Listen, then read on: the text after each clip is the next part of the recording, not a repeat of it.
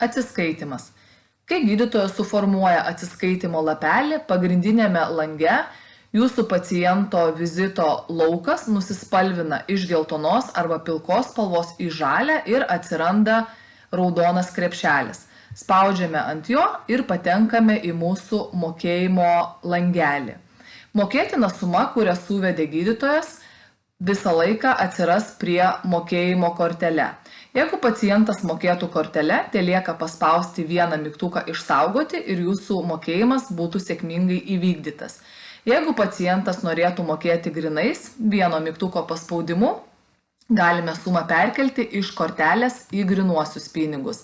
Jeigu pacientas norėtų mokėti pavedimu, draudimu ar lizingu, ranka ištriname sumą ir įvedame į mums reikiamą langelį.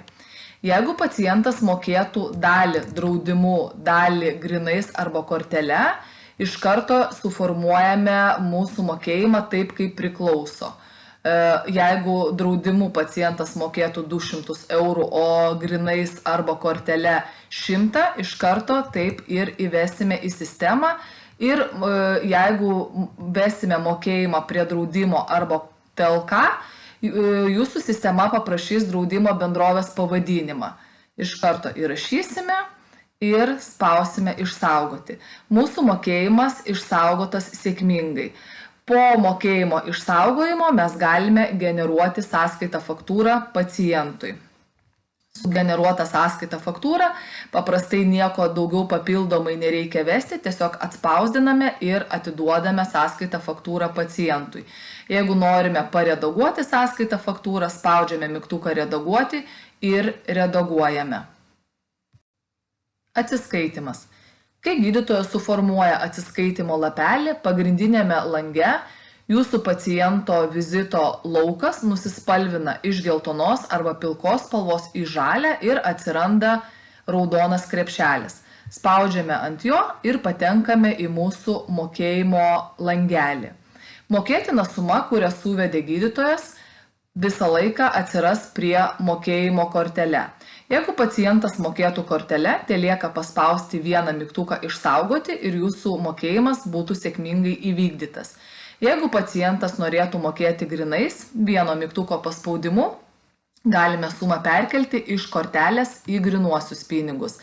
Jeigu pacientas norėtų mokėti pavedimu, draudimu ar lizingu, ranka ištriname sumą ir įvedame į mums reikiamą langelį. Jeigu pacientas mokėtų dalį draudimu, dalį grinais arba kortele, iš karto suformuojame mūsų mokėjimą taip, kaip priklauso.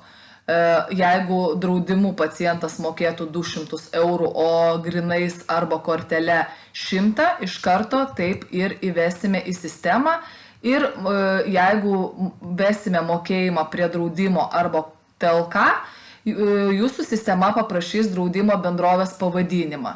Iš karto įrašysime ir spausime išsaugoti. Mūsų mokėjimas išsaugotas sėkmingai. Po mokėjimo išsaugojimo mes galime generuoti sąskaitą faktūrą pacientui. Sugeneruota sąskaita faktūra, paprastai nieko daugiau papildomai nereikia vesti, tiesiog atspausdiname ir atiduodame sąskaitą faktūrą pacientui.